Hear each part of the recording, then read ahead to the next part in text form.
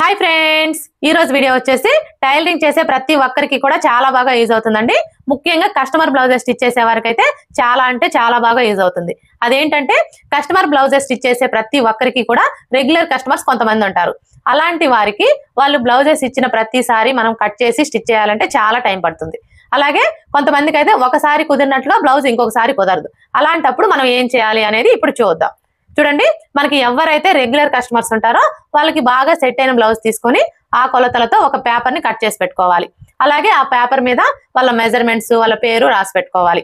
అలా చేసాము అంటే మనకి ఆ కస్టమర్ బ్లౌజ్ ఇచ్చినప్పుడు ఆది బ్లౌజ్ తో కానీ మెజర్మెంట్స్ తో కానీ పని లేకుండా మనం కట్ చేసి పెట్టుకున్న పేపర్ ని బేస్ చేసుకొని బ్లౌజ్ ని తక్కువ టైంలో కట్ చేసి స్టిచ్ చేసేవచ్చు. ఇలా చేయడం వల్ల మనకి టైం సేవ్ అవుతుంది. అలాగే మనం కస్టమర్ కి ఎన్ని బ్లౌజెస్ స్టిచ్ చేసినా కూడా ఒకే ఫిట్టింగ్ అయితే వస్తుంది. ఇక్కడైతే చూడండి, ఈ కస్టమర్ వచ్చేసి రెగ్యులర్ కస్టమర్ అండి. అందుకని చెప్పేసి తను బ్లౌజెస్ ఇచ్చిన ప్రతిసారి కటింగ్ చేసే పని లేకుండా తన బ్లౌజ్ మెజర్మెంట్స్ తో నేను పేపర్ అయితే కట్ చేసి పెట్టానండి. చూడండి, ఇది వచ్చేసి బ్యాక్ పార్ట్, ఇది వచ్చేసి ఫ్రంట్ పార్ట్, ఇవి వచ్చేసి హ్యాండ్స్, ఇవి వచ్చేసి షేప్ బెల్ట్. ఈ విధంగా మనం పేపర్ ని కట్ చేసి పెట్టుకున్నాము అంటే మనం బ్లౌజ్ ని ఈజీగా తక్కువ టైంలో కట్ చేసుకోవచ్చు. ఇప్పుడైతే మనం ఈ పేపర్ ని బేస్ చేసుకొని బ్లౌజ్ ని తక్కువ టైంలో పర్ఫెక్ట్ ఫిట్టింగ్ వచ్చేలాగా ఎలా కట్ చేసుకోవాలో చూద్దాం.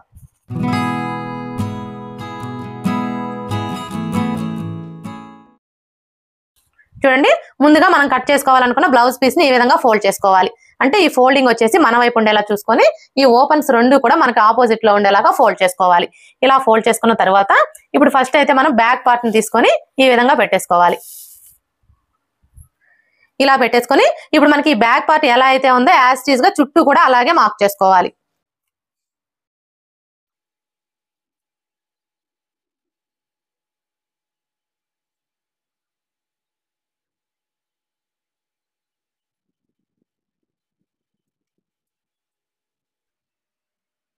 బ్యాక్ పార్ట్ ని మార్క్ చేసుకున్నాం కదా, ఇప్పుడు హ్యాండ్స్ ని మార్క్ చేసుకోవాలి. హ్యాండ్స్ వచ్చేసి ఇటువైపున మార్క్ చేసుకోవాలి. చూడండి, ఈ హ్యాండ్ ని ఈ విధంగా పెట్టేసుకొని ఇప్పుడు ఈ హ్యాండ్ చుట్టూ కూడా మార్క్ చేసుకోవాలి.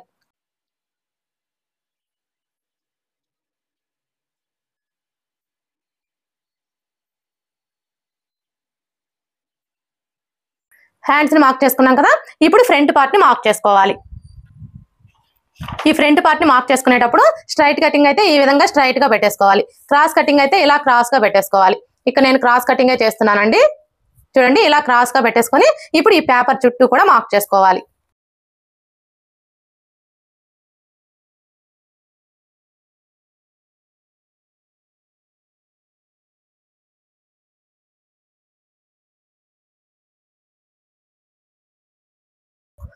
ఫ్రంట్ పార్ట్ ని మార్క్ చేసుకున్నాం కదా, ఇప్పుడు షేప్ బెల్ట్ ని మార్క్ చేసుకోవాలి.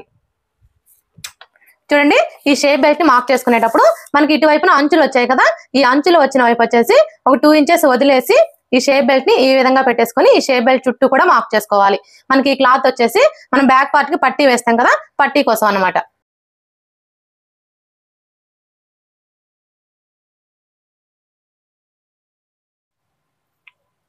చూసారా, షేప్ బెల్ట్ కూడా మార్క్ చేసుకున్నాం కదా. ఇలా మార్క్ చేసుకున్న తర్వాత ఇప్పుడు ఇక్కడ మనం ఫ్రంట్ పార్ట్ కి డాట్స్ ని మార్క్ చేసుకున్నాం కదా, ఇప్పుడు ఈ డాట్స్ దగ్గర పెన్ తో ఇలా ఒకసారి ప్రెస్ చేయాలి.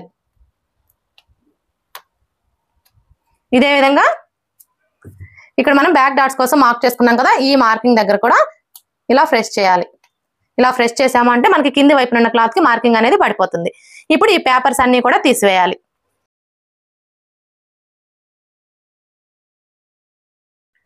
ఇప్పుడు ఇక్కడ చూడండి, మనం పెన్ తో మార్క్ చేసుకున్నాం కదా, ఈ మార్కింగ్స్ దగ్గర ఇలా మార్క్ చేసుకోవాలి. అలాగే ఇక్కడ కూడా మార్క్ చేసుకోవాలి.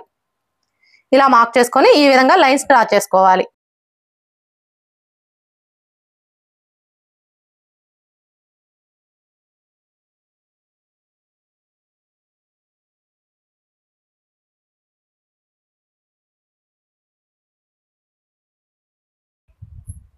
ఇలా మార్క్ చేసుకున్న తర్వాత ఇప్పుడు మనం మార్క్ చేసుకునే విధంగా కట్ చేసుకోవాలి. చూడండి, మీరు ఇలా కట్ చేసుకునేటప్పుడు మనం మార్క్ చేసుకున్న ఈ మార్కింగ్ కి లోపల వైపున కట్ చేసుకోవాలి.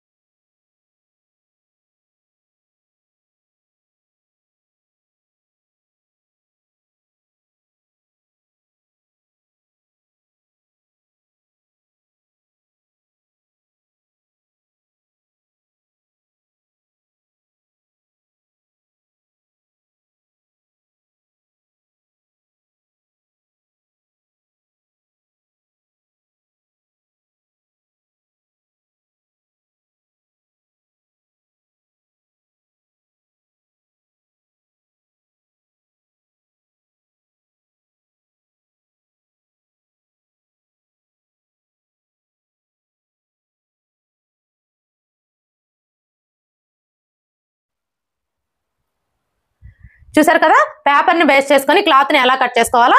ఇక్కడ హ్యాండ్స్ కి వచ్చేసి మనకి ఇది పెద్ద సైజ్ బ్లౌజ్ కాబట్టి రెండు వైపులా కూడా ఒక చిన్న పీస్ అనేది జాయింట్ పడుతుందండి. ఎప్పుడైనా సరే మనకి రెగ్యులర్ కస్టమర్స్ ఉన్నప్పుడు ఈ విధంగా పేపర్ ని కట్ చేసి పెట్టుకున్నాము అంటే వాళ్ళు ఎన్ని బ్లౌజెస్ ఇచ్చినా కూడా తక్కువ టైంలో పర్ఫెక్ట్ ఫిట్టింగ్ వచ్చేలాగా త్వరగా స్టిచ్ చేసేవచ్చు. నేనైతే నా రెగ్యులర్ కస్టమర్స్ అందరివి ఇలానే పేపర్ కట్ చేసి పెట్టేసుకొని స్టిచ్ చేస్తానండి. ఇలా చేయడం వల్ల మనకి టైం సేవ్ అవుతుంది, అలాగే ఎక్కువ బ్లౌజులు కూడా స్టిచ్ చేసుకోవచ్చు. ఓకే ఫ్రెండ్స్, ఈ వీడియో కనుక మీకు నచ్చినట్లయితే లైక్ చేయండి, షేర్ చేయండి, అలాగే సబ్స్క్రైబ్ చేసుకోండి. Thanks for watching.